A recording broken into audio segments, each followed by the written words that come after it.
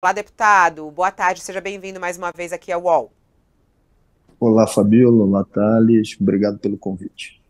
Bom, como é que o senhor recebeu até essa informação de que Arthur Lira não teria declarado à Justiça Eleitoral fazendas que ele teria comprado, talvez até com dinheiro vivo, não se sabe ainda, mas uma reportagem forte que traz documentos, né, no Congresso em Foco de hoje. Qual é a repercussão disso aí no Congresso, deputado? E o PSOL, seu partido, outros, pretendem fazer algum tipo de ação, pretendem questionar isso? O Lira estabeleceu, Fabíola, um clima de medo muito grande no Congresso, né? Porque acumulou muito poder político nos últimos anos, né? Poder político e econômico, através, inclusive, da imposição que faz ao governo, com o orçamento secreto que teve durante o período de Jair Bolsonaro. Então, evidentemente que todo mundo tem cautela em relação à cobrança de explicação, tensionamento em relação ao Lira, porque sabem que ele é extremamente vingativo, mas ele tem que ser cobrado, cobrado politicamente e responsabilizado a partir do momento que haja comprovação dessas denúncias graves que estão na matéria no dia de hoje. O nosso mandato vai representar, solicitar explicações à Corregedoria da Câmara. A gente sabe também o poder que Lira tem em todos os órgãos da Câmara dos Deputados, seja no Conselho de Ética, seja na Corregedoria, mas isso não pode ficar assim. Uma denúncia com essa gravidade de compra de 4 fazendas, onde só uma delas teria sido declarada, no mínimo, exige que a gente faça uma cobrança pública de explicações a serem dadas pelo presidente da Câmara. Nós vamos fazer isso. Deputado, o senhor já teve vários embates com Arthur Lira no plenário e teve também muitos com Eduardo Cunha, quando ele era o presidente da Câmara. Eu queria que o senhor traçasse um paralelo entre os dois presidentes e queria perguntar ao senhor se o senhor acha que o Arthur Lira vai ter o mesmo final do Eduardo Cunha. O Lira, Thales, é mais sofisticado, né?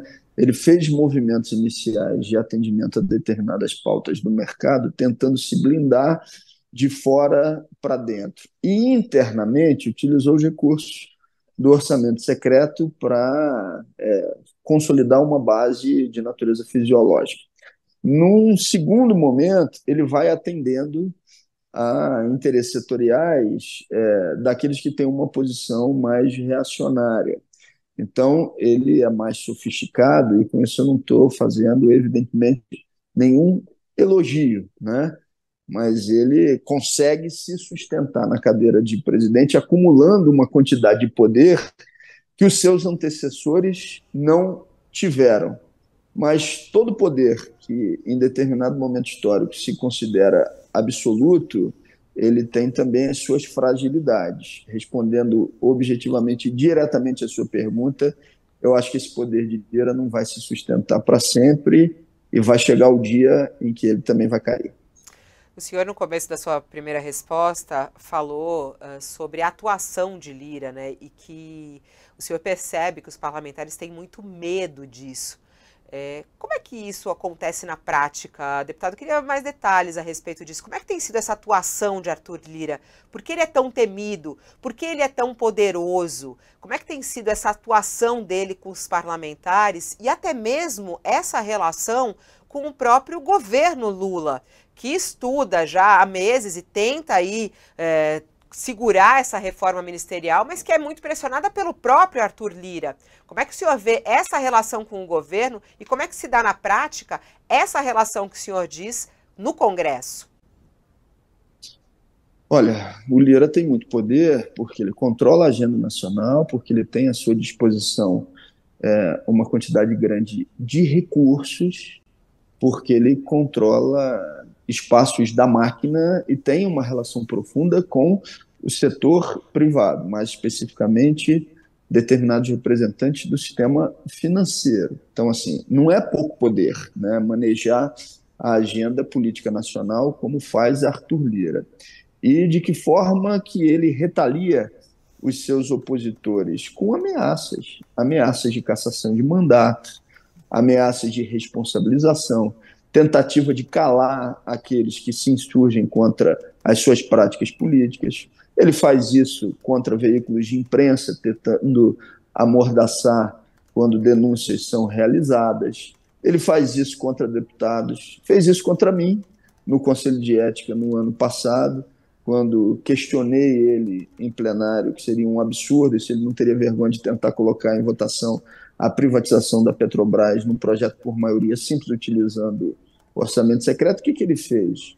Acelerou um processo de cassação do mandato no Conselho de Ética. Isso só não aconteceu porque coincidiu ali com o período eleitoral. A mesma coisa ele está fazendo agora com 6 deputadas federais que se insurgiram contra a votação do marco temporal, dizendo se tratar de uma matéria assassina.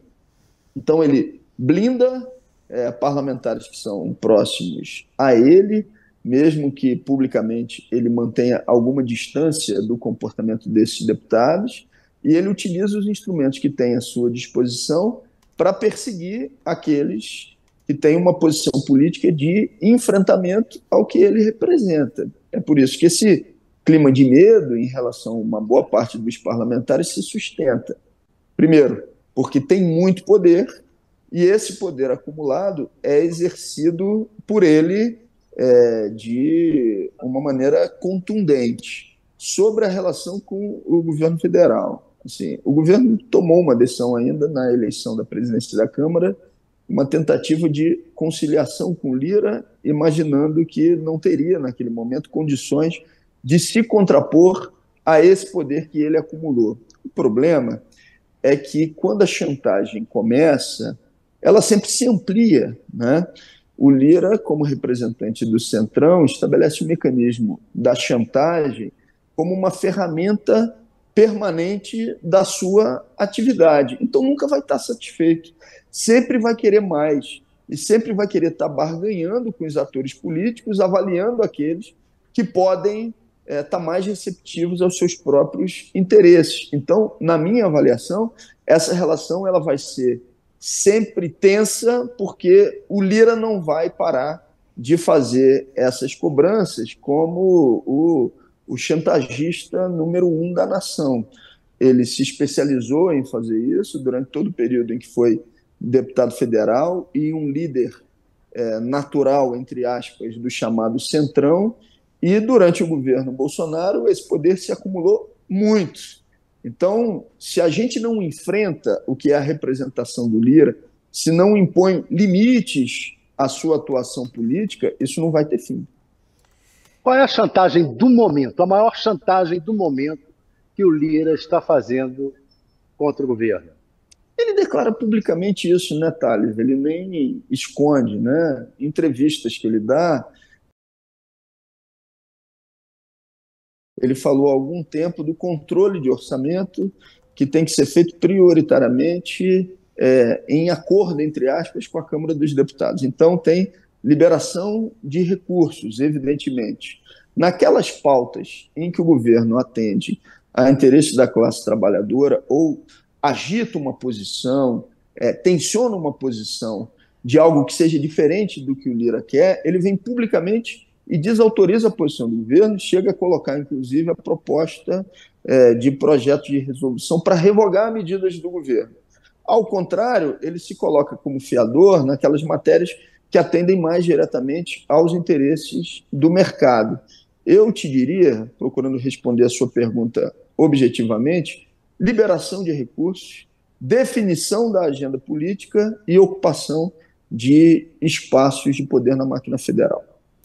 E Lula deve dar um ministério ao partido dele nessa reforma ministerial.